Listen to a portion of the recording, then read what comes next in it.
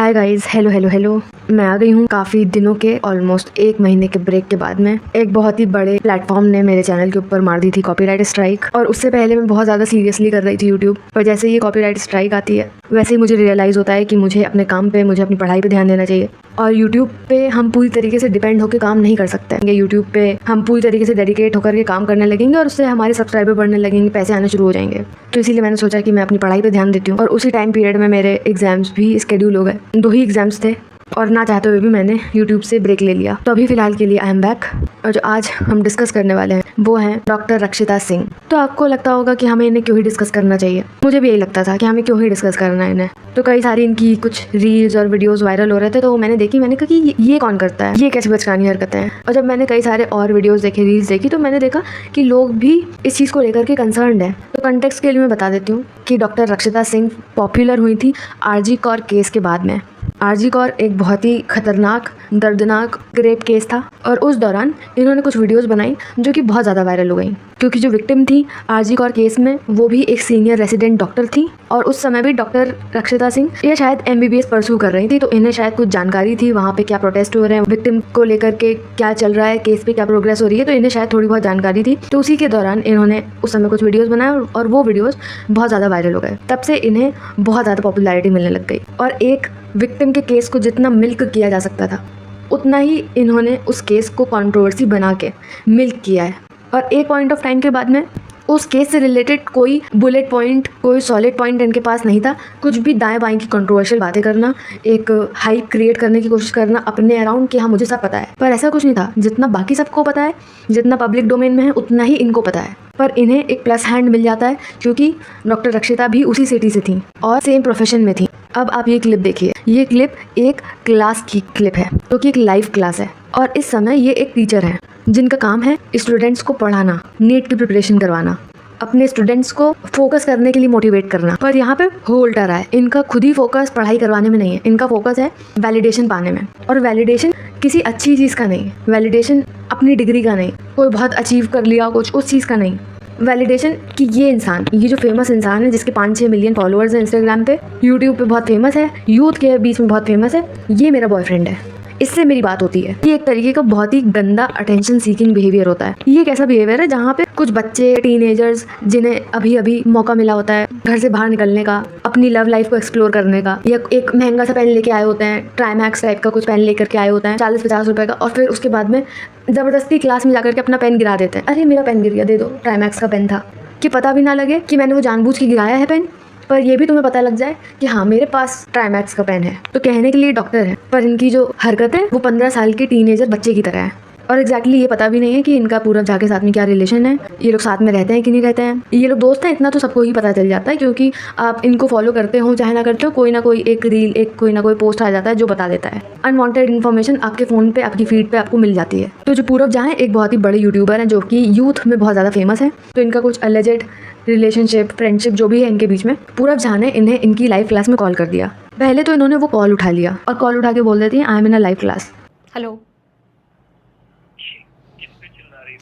I am live, I will talk to you later. ऐसा एक teacher होने के साथ साथ आप एक प्रोफेशनल भी हैं, तो ये अनवांटेड बातें करने लगती हैं। पूरब झा कॉल्ड। लो भाई, जिसको क्रश था पूरब झा पे, पूरब झा कॉल्ड। अगर ये ना बताती तो पता ना लगता किसी को, पर वैलिडेशन पाने के लिए, अटेंशन पाने के लिए इन्होंने ये नाम बताया। क्योंकि इनकी क्लास में भी वही 15-17 साल के बच्चे ही आते हैं, और उनके लिए पूरब झा एक बहुत बड़ी चीज़ है, एक बहुत बड़ी पर्सनैलिटी है। पूरब झा का कॉल आ गया मतलब एक सेलिब्रिटी का कॉल आ गया, और उस सेलिब्रिटी की जो गर्लफ्रेंड है वो हमें पढ़ा रही है, तो बहुत बड़ी बात होती है। ये 15-17 साल के बच्चे जो होते हैं, टीनेजर्स जो होते हैं, उनके लिए ये सब चीज़ें बहुत बड़ी होती हैं। उन्हीं का अटेंशन पाने के लिए और उन बच्चों से हाइप पाने के लिए उन स्टूडेंट्स को लाइव क्लास में बता देती कि पूरब झा कॉल्ड। ओके ठीक है, उठा लिया फ़ोन, कोई बात नहीं।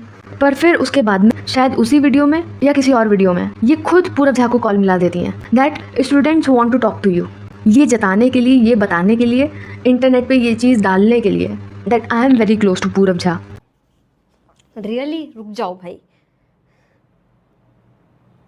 लो मैं बात करा देती हूँ तुम्हारी, ठीक है?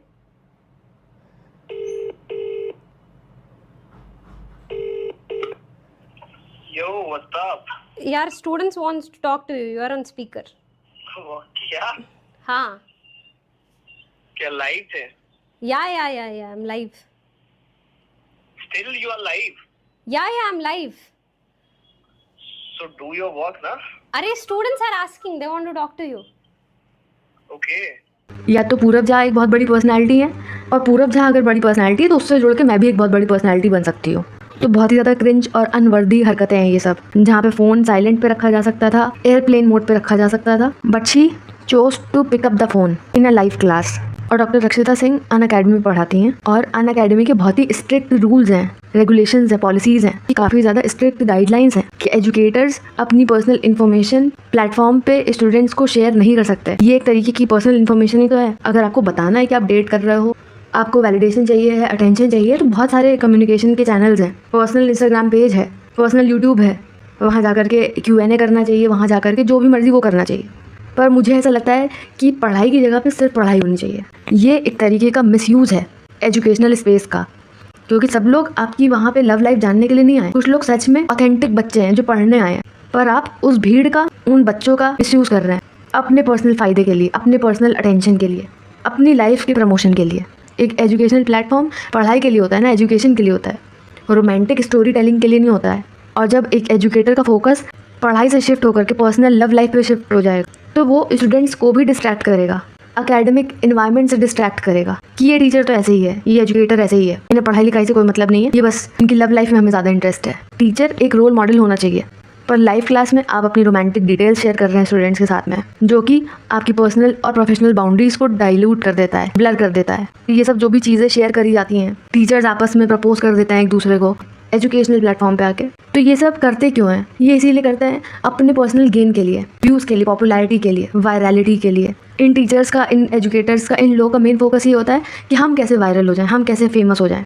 इनका फोकस स्टूडेंट्स के ऊपर नहीं होता है, उनके नीट के एस्पिरेशंस पे नहीं होता है, नीट सिलेक्शन पे नहीं होता है, खुद के ऊपर होता है। और जो चीज़ टीचर करेगा वही सब हरकतें स्टूडेंट्स भी आगे जाकर के करेंगे। तो कितना गलत मैसेज आप शेयर कर रहे हो इंटरनेट के ऊपर। और जहाँ पे जो टीचर्स हैं अपना प्रोफेशनली आते हैं, पढ़ाते हैं बगैर कोई पर्सनल डिटेल शेयर किए हुए, उन्हें कोई वायरल नहीं कर रहा है, उन्हें कोई पॉपुलर नहीं कर रहा है, बल्कि वो लोग 10 गुना अच्छा पढ़ाते हैं, 10 गुना बेटर प्रोफेशनल्स हैं।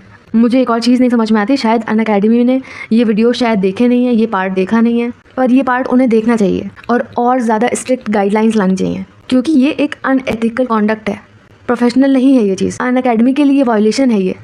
बाकी सारी चीज़ों पे अन अकेडमी बहुत सारा डिसिप्लिनरी एक्शन ले लेता है, वार्निंग्स देता है, सस्पेंशन भी कर देता है, पर इस पे कुछ नहीं हुआ है। अभी नहीं हुआ है तो कोई बात नहीं, पर इतना अन अकेडमी को ये मेक श्योर करना चाहिए कि आगे से ऐसा इंस्टीट्यूशनल पॉलिसीज़ का वायलेशन नहीं होना चाहिए, वरना ऐसे टीचर्स की तो कोई क्रेडिबिलिटी है ही नहीं, अन अकेडमी की भी नहीं बचेगी। लाया है मेरे खिलाफ, मतलब वो पीआर टीम में कुछ लोगों की ब्यूटी विद नो ब्रेन। उससे पहले I focus on this word beauty. चलो एटलीस्ट आई एम हैप्पी कि you consider me beautiful.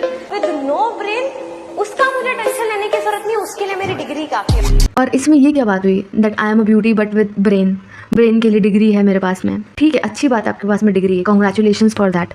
Degree हो सकती है आपके पास में, पर प्रोफेशनलिज्म बिल्कुल भी नहीं है। किस जगह पे कैसे बिहेव करना है ये तो बिल्कुल भी नहीं पता है। कुछ महीनों पहले एक वीडियो हमने बनाया था जहाँ पे हमने इन्हें पेशेंट्स के वीडियोस बनाने पे भी कॉल आउट किया था, जहाँ पे हॉस्पिटल में वीडियोस बनाने के चक्कर में ये पेशेंट्स की आइडेंटिटी रिवील कर देती थी। पर हाँ, आप डॉक्टर हो सकते हैं, पर अक्लमंद नहीं है, प्रोफेशनल नहीं है। अभी तो ये सब कर लोगे, अपनी लव लाइफ डिस्कस कर लोगे, पर जब 30 दिन बचा होगा नीट के पेपर में, तो अब आप बताओगे how to clear NEET in 60 days, how to clear NEET in 30 days. इतना एटलीस्ट समझ होनी चाहिए कि ये सब स्कूल के बच्चे हैं, 16, 17, 18 साल के बच्चे हैं। बच्चे ही बोला जाएगा इंडियन कॉन्टेक्स्ट में इन लोगों को। ये बच्चे बहुत छोटे हैं, बहुत यंग हैं, इनके ऊपर हर चीज़ का इम्पैक्ट पड़ता है। जो जो चीज़ें आप कर रहे हो स्क्रीन के ऊपर, वही सब उनकी पर्सनैलिटी शेप करता है। वो बच्चे जो आगे जाके देश के डॉक्टर्स बनेंगे, पब्लिक सर्विस में जाएंगे, वो लोग अपनी लाइफ क्लास में क्या कर रहे थे? हाँ, वो डॉक्टर रक्षिता सिंह और पूरब झा की लव लाइफ डिस्कस होते हुए देख रहे थे। जो फ्यूचर डॉक्टर्स हैं वो रक्षिता सिंह के फ्यूचर एस्पिरेशंस डिस्कस कर रहे थे। मेरे लाइफ का सपना बताती हूँ, एक हस्बैंड, एक कुत्ता, एक बिल्ली, 2 बच्चे, आइडियली 1 बॉय 1 गर्ल और 2 बॉयज। 2 गर्ल मैं सहन नहीं कर पाऊंगी, मेरी जैसी होगी तो बिल्कुल नहीं कर पाऊंगी, फिर इसका बेचारे का गड़बड़ हो जाएगा, ये सहन नहीं कर पाएगा। These I want at 30, this I want at what 26 27, what I'll turn 25 this year, तो मैं भी 1-2 साल में I want to get married, तो उसके लिए भी लड़का ढूंढना पड़ेगा, उसके लिए भी एंगेजमेंट करनी पड़ेगी इस साल या अगले साल तक, हाँ ये हो गया। उसके अलावा I want to start a shelter for animals, I want to start a free OPD, husband doctor हुआ तो also a hospital, these are literally my dreams of life, मजाक नहीं कर रही। कि इस एज पे रक्षिता सिंह को बच्चे करने हैं, इस एज पे रक्षिता सिंह को शादी करनी है, ये सब डिस्कस कर रहे थे। मुझे नहीं पता है कि टीचर कैसी हैं, हो सकता है बहुत अच्छा पढ़ाती हो सकता है ना पढ़ाती हो, पर I don't consider her teacher. ऐसे लोग सिर्फ इन्फ्लुएंसर्स होते हैं जिनका ऑल्टरनेट करियर होता है टीचिंग का, जिन्हें खुद नहीं पता है कैसे बिहेव करना है, तो वो लोगों को, स्टूडेंट्स को क्या ही गाइड करेंगे कि लाइफ कैसे जीनी होती है, लाइफ को कैसे कंडक्ट करना होता है, एथिकल कैसे रहना होता है। ठीक है गाइज, अपना ध्यान रखें, ऐसे टीचर्स से, ऐसे लोगों से सतर्क रहें। ये वीडियो आपको कैसा लगा, आपको इस पर क्या कहना है हमें कमेंट्स में ज़रूर बताएं, और बाकी सारे अपडेट्स के लिए इस चैनल को सब्सक्राइब कर लें। Thank you, bye.